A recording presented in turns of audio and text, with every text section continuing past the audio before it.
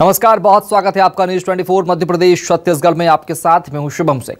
खबरों की शुरुआत करते हैं। सबसे पहले बात करेंगे ग्वालियर की। यहां अस्पताल में भर्ती आरोपी और टीआई की हाथापाई का मामला सामने आया।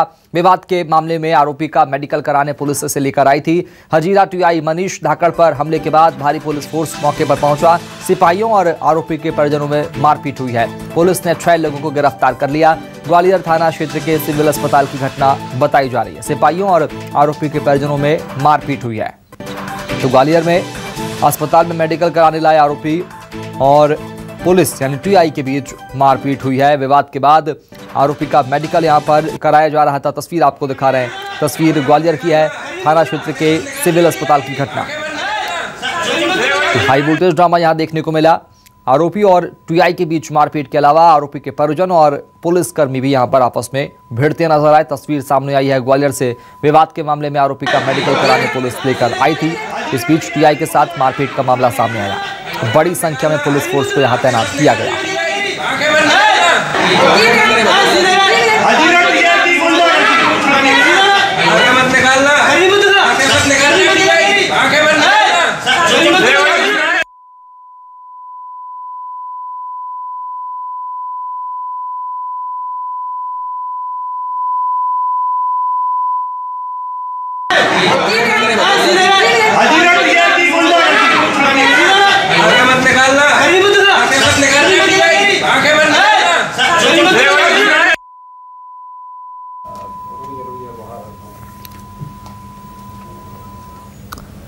इधर उज्जैन के नागदा में बारिश के बाद नदी और नाली उफान पर है। इधर उन्हिल कर्नावत मार्ग पर उफनती लहरों के बीच एक ट्रैक्टर नदी में बह गया। गंभीर नदी की पुलिया को पार करने के दौरान ट्रैक्टर नदी में बह गया और इस हादसे में 2 युवक भी बह गए। एक युवक को मौके पर मौजूद लोगों ने सुरक्षित बचा लिया। इधर दूसरे युवक की तलाश लगातार जारी है। तो तेज बहाव में ट्रैक्टर बह गया। इस बीच 2 युवक भी बह गए। हालांकि एक युवक को बचा लिया गया, लेकिन दूसरा युवक की तलाश अभी भी जारी है। तेज बहाव में ट्रैक्टर बह गया। तस्वीर उज्जैन की है। ट्रैक्टर सवार 2 युवक ही बह गए, जिनमें से एक को बचा लिया गया, जबकि एक की तलाश लगातार जारी है। ट्रैक्टर पानी के तेज बहाव में बह गया। तो उज्जैन के उन्हिल कर्नावत का यह पूरा मामला।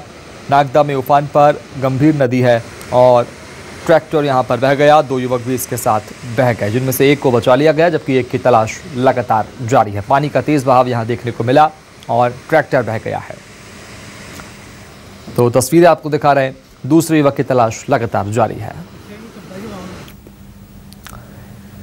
इधर गुना में केंद्रीय मंत्री सिंधिया ने बाढ़ प्रभावित क्षेत्र का दौरा किया। इस दौरान सिंधिया वार्ड नंबर 25 के रसीद कॉलोनी भी पहुंचे और पीड़ितों के घर जाकर उनका हाल जाना। सिंधिया ने राहत और मुआवजे को लेकर अधिकारियों को दिशा निर्देश दिए और प्रभावितों से बातचीत की है। तो सिंधिया ने पीड़ितों का हाल जाना, बाढ़ से हुए नुकसान का जायजा लिया और अधिकारियों को साफ निर्देश दिए। तो जिला प्रशासन को जरूरी निर्देश सिंधिया ने दिए हैं। दरअसल वार्ड नंबर 25 में रसीद कॉलोनी में केंद्रीय मंत्री पहुंचे। यहां बाढ़ प्रभावितों के घर घर जाकर उनका हाल जाना और तमाम निर्देश अधिकारियों को दिए हैं।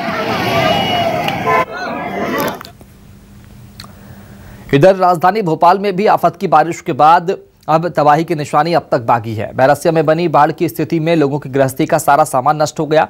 पानी हटने के बाद भी लोग राहत शिविर में रहने को मजबूर हैं। हमारे संवाददाता ने पूरी स्थिति का जायजा लिया है।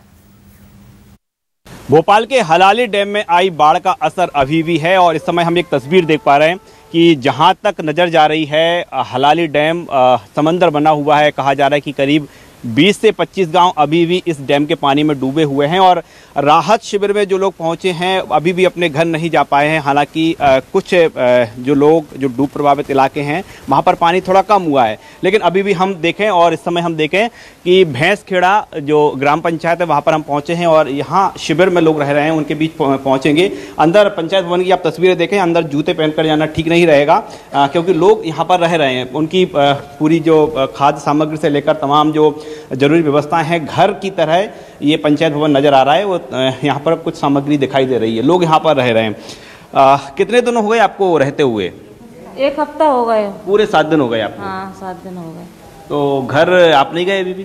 क्यों जाएंगे, हमारे का घर ही नहीं है, हमारे घर ही टूट गए। घर टूट गया? टूट गया घर। आप कोई व्यवस्था नहीं दूसरी? व्यवस्था पंचायत वाले करेगी जब ही जाएंगे हम कहा ना खाने पीने का। तो ये देखें आप, बाढ़ में घर तबाह हो गया, पूरे गांव में पानी भर गया था।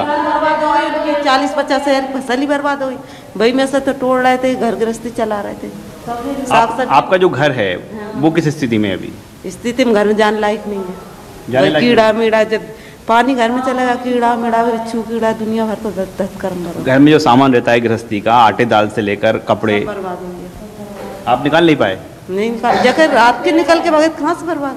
तो राहत शिविर में लोग रह रहे हैं, उनके घर जो है पूरी तरह से तबाह हो चुके हैं। घरों में पानी भरा, पानी के भरने के साथ लोग अपने गृहस्थी का सामान बाहर नहीं निकाल पाए और लंबे समय तक घर पानी में डूब रहा है। ऐसे में घर पर जाने की स्थिति नहीं है। और क्या पंचायत भवन हो या फिर दूसरे जो सरकारी कार्यालय या फिर ऐसे दफ्तर जो कि खाली पड़े हुए थे, वहाँ पर जो राहत शिविर बनाए गए हैं वहाँ पर लोग अभी भी रहने को मजबूर हैं। और लोग जैसा बता रहे हैं कि जब तक सहायता नहीं मिलेगी, जब तक उनके घर रहने वाले नहीं होंगे, तब तक उनको इसी तरह से गुजारा बरस करना पड़ेगी। कैमरामैन राघवन पांडे के साथ राकेश चतुर्वेदी, न्यूज़ 24, बैरसिया। और देपालपुर में चंबल नदी में 2 बच्चे डूब गए। नहाते वक्त नदी में बच्चे डूबे हैं। रेस्क्यू टीम बच्चों की तलाश में जुटी हुई है। एक बच्चे का शव बरामद कर लिया गया है। बेटमा घाटा बिल्लोद इलाके में हादसा हुआ है। भारी बारिश यहां देखने को मिली, उसके बाद चंबल नदी उफान पर है और यह बड़ा हादसा हुआ। 2 बच्चे इसमें डूब गए। दरअसल एक का शव बरामद भी कर लिया गया। देपालपुर का मामला, चंबल नदी में डूबने से एक बच्चे की मौत हो गई, जबकि एक का जो तलाश है वो लगातार जारी, रेस्क्यू लगातार जारी है और एक का शव बरामद कर लिया गया। रेस्क्यू की टीम लगातार बच्चों की तलाश में जुटी हुई है।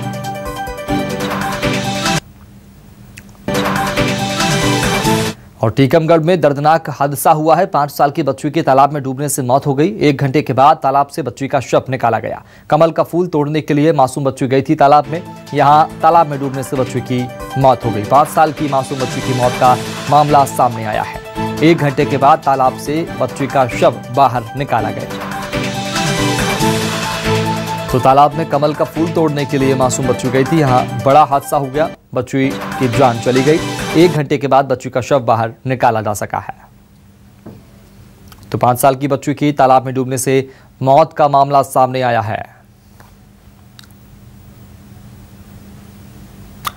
और आगे बढ़ेंगे, बात करते हैं जबलपुर की। होटल में अस्पताल चलाने का मामला जबलपुर से सामने आया है। कलेक्टर के निर्देश पर बड़ी कार्रवाई हुई है। पुलिस ने होटल को सील कर दिया।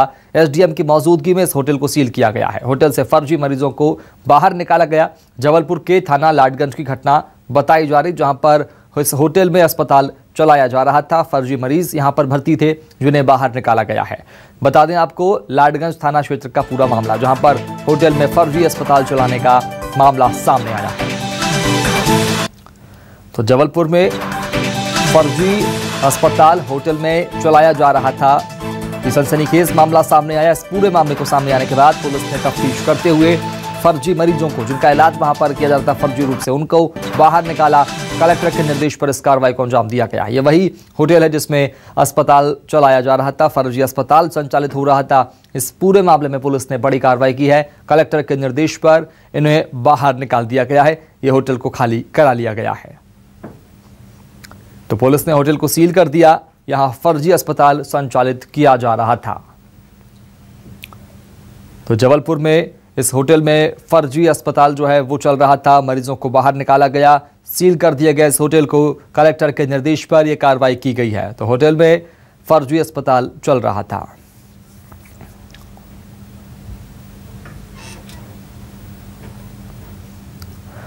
और आगे बढ़ेंगे, बात करेंगे जबलपुर की। अवैध निर्माण पर बुलडोजर चला है। 2 एकड़ जमीन को कब्जा मुक्त करवाया गया है। 4 मकानों को ध्वस्त कर दिया गया। जिला प्रशासन ने विशेष अभियान चलाया।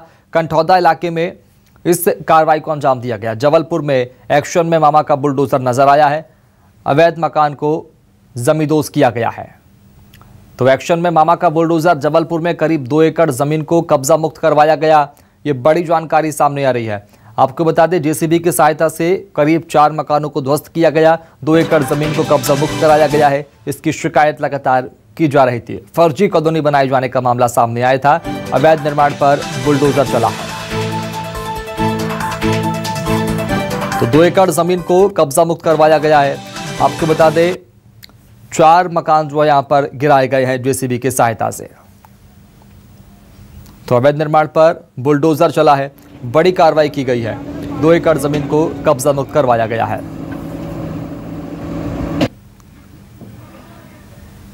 तो 4 मकानों को ध्वस्त यहां पर किया गया। 2 एकड़ जमीन जो सरकारी रूप से थी उस पर अवैध कब्जा कर लिया गया था, इसे कब्जा मुक्त करवाया गया है।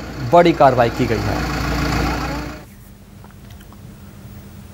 और आगे बढ़ेंगे, बात करेंगे बड़वानी की। सेंधवा में वन विभाग की टीम की बड़ी कार्रवाई देखने को मिली है। अवैध सागौन लकड़ी के कारखाने पर छापा पड़ा है। 50 लाख रुपए की सागौन की लकड़ी बरामद की गई है। महाराष्ट्र से तस्करी करके लकड़ियां लाई गई थी। फर्नीचर बनाने में इसका इस्तेमाल किया जा रहा था। फैक्ट्री का मालिक मौके से फरार हो गया। ये बड़ी जानकारी सामने आ रही है। 50 लाख से ज्यादा की सागौन की लकड़ी अवैध रूप से यहां पर रखी हुई थी, जिसे बरामद किया गया है। तो सागौन की लकड़ी यहां पर पाई गई है, जहां पर छापा पड़ा। दरअसल 50 लाख से ज्यादा कीमत की लकड़ी सेंधवा में बरामद की गई है। अवैध सागौन लकड़ी के कारखाने पर छापा पड़ा और अवैध लकड़ी यहां पर बरामद की गई है। सागौन की 50 लाख रुपए की बेशकीमती लकड़ी बरामद की गई है। पुलिस मामले की तफ्तीश में कर रही है। फॉरेस्ट की टीम ने यहां छापा मारा है। महाराष्ट्र से तस्करी करके ये लकड़ियां यहां लाई गई थी।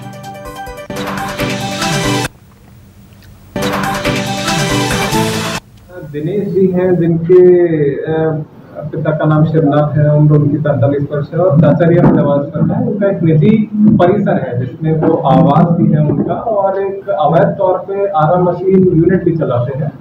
तो उनके घर पे काफी अधिक मात्रा में अवैध लकड़ी रखी हुई है और वो अवैध परिवहन में भी लिप्त रहते हैं। ये हमें मुखबिर तंत्र से सूचना था। लकड़ी की अभी आधिकारिक पुष्टि हम नहीं कर सकते हैं, पर जो सूचना के आधार पे वो ये महाराष्ट्र से आ सकती है, महाराष्ट्र से आ रही होगी या धुले या जलगांव के जंगलों से।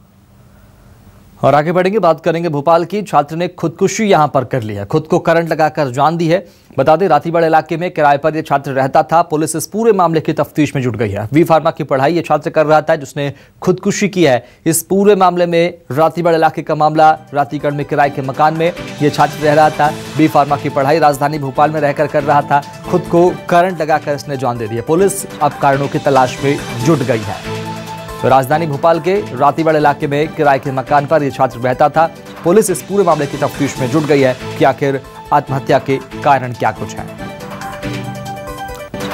तो पुलिस मामले की जांच कर रही है। छात्र ने खुदकुशी कर ली है। इधर कांग्रेस की मिशन 2023 की प्लानिंग नजर आ रही है और अब बीजेपी के संगठन को टक्कर देने के लिए कांग्रेस की नई तैयारी सामने आई है। कांग्रेस में अब जिला संगठन मंत्रियों की नियुक्ति होगी। महामंत्री बूथ लेवल से लेकर मंडलम सेक्टर तक काम किया जाएगा। संगठन की गतिविधियों को क्रियान्वित करेंगे संगठन के मंत्री। ये बड़ी जानकारी सामने आई। सीधा कमलनाथ को रिपोर्ट करेंगे संगठन मंत्री। दल बदल से निपटने की रणनीति पर भी अब कांग्रेस काम करेगी। 2023 की रणनीति पर कांग्रेस अब प्लानिंग कर रही है। जिला स्तर पर, सेक्टर स्तर पर, मंडलम स्तर पर संगठन मंत्री नियुक्त किए जाएंगे। मिशन 2023 को लेकर प्रदेश अध्यक्ष माननीय कमलनाथ जी ने संगठन पर ध्यान देना प्रारंभ किया है और चूंकि वे बार बार कहते हैं कि हमें भाजपा से नहीं उसके संगठन से लड़ना है, तो उन्होंने पूरी ताकत संगठन को मजबूत करने में लगाई है। और उसी सिलसिले में हर जिलों में अब संगठन मंत्रियों की भी नियुक्ति की जा रही है, जो सत्ता में तो हम कह रहे नहीं है, मगर संगठन और प्रदेश कांग्रेस कमेटी के बीच तादाद में स्थापित कर पार्टी के लिए उचित फोरम पर उचित निर्णय लेंगे। इधर पीएम मोदी ने मन की बात कार्यक्रम में एमपी के दतिया का जिक्र किया है। पीएम ने दतिया में पोषण गुरु अभियान और मटका अभियान का जिक्र किया। जो आपको बता दें कि अगले इस माह से पोषण अभियान चलाया जाएगा। वहीं प्रदेश के मटका अभियान की भी पीएम ने तारीफ की है। आपको बता दें कि अलग अलग अनाजों के साथ मटका तैयार करके आंगनबाड़ियों में पोषण दिया जाता है। इधर पीएम ने मंडला के जल अधिसंरचना और अमृत सरोवरों की भी तारीफ की है। तो मन की बात कार्यक्रम में पीएम ने मध्य प्रदेश का जिक्र किया, दतिया का भी जिक्र किया।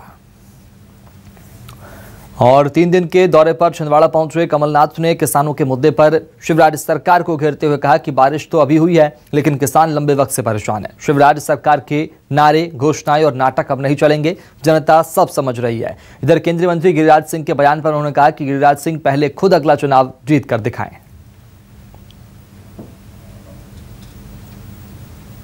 बारिश तो अभी हुई है, किसान तो बहुत समय से परेशान है, बीज के लिए, खाद के लिए, न्याय के लिए। और बारिश से और परेशान हो गया किसान।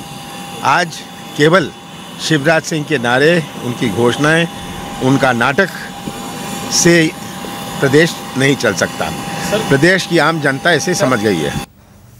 और दिग्विजय सिंह के ट्वीट पर बीजेपी के विधायक रामेश्वर शर्मा ने निशाना साधा है। रामेश्वर शर्मा ने दिग्विजय सिंह पर भगवा और हिंदुओं को अपमानित करने का आरोप लगाया। उन्होंने कहा कि हिंदू हमेशा देश और सुरक्षा की संस्कृति के लिए आगे बढ़ता है, जबकि दिग्विजय सिंह पाकिस्तान का समर्थन करते हैं। दिग्विजय सिंह जी, आपको और आपकी कांग्रेस और आपके नेता राहुल गांधी को समझ लेना चाहिए, हिंदू शांति प्रिय है। हिंदू हाथ में हथियार लेकर, भगवा लेकर निकलता भली है, पर समाज की सुरक्षा के लिए, बेटियों की सुरक्षा के लिए कभी निर्दोष पर हमला नहीं करता हिंदू। कभी किसी सड़क चलने वाले नागरिक को नहीं सताता हिंदू तो अपने देश और संस्कृति की रक्षा के लिए आगे बढ़ता है। सेना के साथ कदम ताल मिलकर भारत की सुरक्षा और भारत माता के जयकारे करता है। अरे दिग्विजय सिंह, कभी तुम्हें आतंकवाद का समर्थन करते समय नहीं दिखा?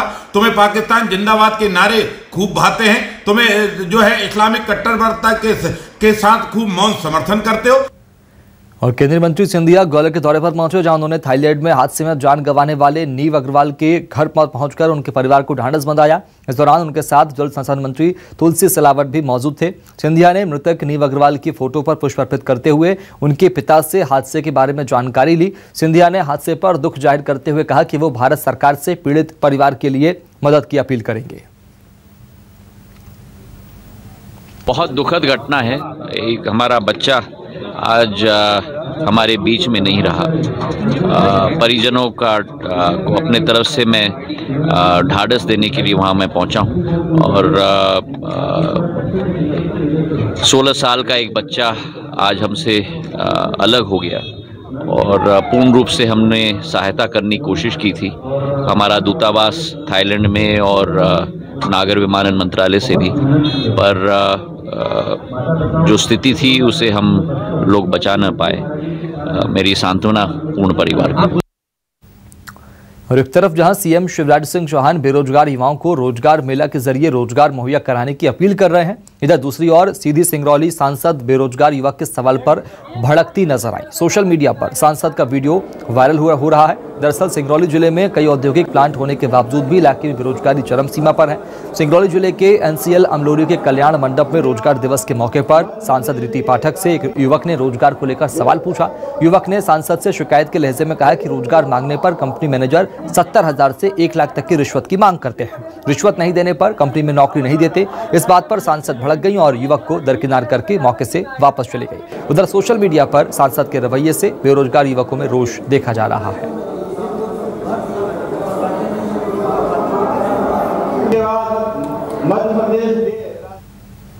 छिंदवाड़ा के छिंदवाड़ा नागपुर मार्ग पर तेज बारिश के कारण एक तेज रफ्तार कार के पलटने का लाइव वीडियो सामने आया है। वीडियो में साफ देखा जा सकता है कि किस तरह से बारिश में तेज रफ्तार से चलती हुई कार अनियंत्रित होकर सड़क किनारे कच्ची जमीन में जाकर पलट गई। गनीमत रही कि हादसे में कार सवार व्यक्तियों को सिर्फ मामूली चोट आई है। इधर वीडियो के सामने आने के बाद छिंदवाड़ा के सांसद नकुल नाथ ने भी लोगों से बारिश के समय सावधानीपूर्वक वाहन चलाने की अपील की है।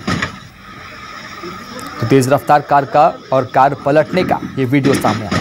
तो बारिश में तेज रफ्तार कार पलट गई और इस बीच सांसद नकुल नाथ ने इस वीडियो को शेयर करते हुए अपील की है कि ऐसे हादसों से बचें और गाड़ी सीमित रफ्तार नहीं चलाएं। बारिश के मौसम में तस्वीर सामने आई,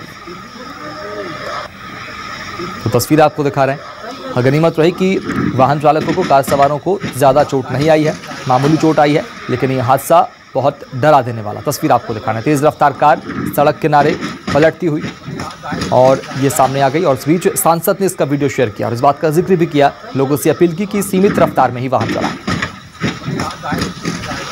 तो ये वीडियो छिंदवाड़ा से सामने आया है और ऐसे में इस वीडियो पर सांसद नकुल नाथ ने अपील की है आम लोगों से, वाहन चालकों से कि वाहन सीमित रफ्तार में ही चलाएं।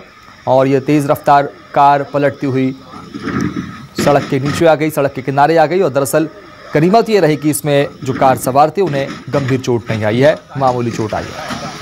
तस्वीर छिंदवाड़ा की बताई जा रही है। बारिश के मौसम में तेज रफ्तार कार जो है वो पलट गई।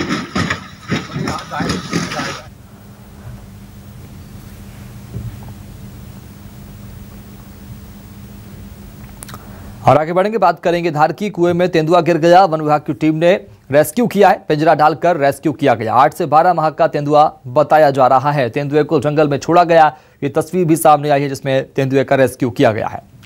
तो धार में कुएं में तेंदुआ गिर गया जिसका रेस्क्यू किया गया। करीब 8 से 12 माह का ये तेंदुआ बताया जा रहा है जिसका रेस्क्यू किया गया है। और बता दें आपको कि ये कुएं में गिर गया था, खेत के पास पहुंचा था खाने की तलाश में, लेकिन कुएं में जा गिरा। उसके बाद पाइप पकड़कर ये बैठा रहा। फिलहाल गनीमत रही कि इसका रेस्क्यू कर लिया गया और उसके बाद जंगल में छोड़ा गया है। कुएं में तेंदुआ गिर गया, ये तस्वीर सामने आई है। तस्वीर धार की है, जहां खेत के बने कुएं में ये तेंदुआ गिर गया था जिसका सफल रेस्क्यू कर लिया गया है। तो तेंदुए की तस्वीर सामने आई है। तेंदुआ कुएं में गिर गया था जिसका रेस्क्यू किया गया। पिंजरा डालकर तेंदुए का रेस्क्यू कर लिया गया है, जिसे छोड़ दिया गया।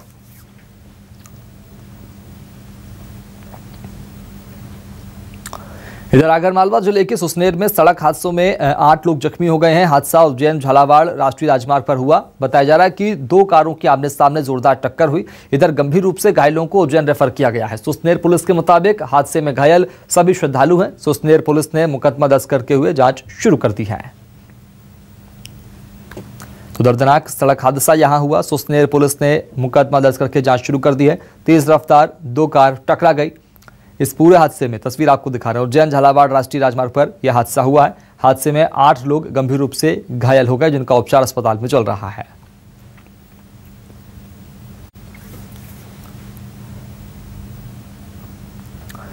और सिवनी के धुआं में बंजारी घाट के पास एक तेंदुए का शव मिला है। नेशनल हाईवे 44 से यह शव को बरामद किया गया है। अज्ञात वाहन की चपेट में आने से तेंदुए की मौत होने की आशंका भी जताई जा रही है। इधर सूचना मिलने के बाद वन विभाग की टीम ने मौके पर पहुंचकर तेंदुए के शव को कब्जे में लिया है।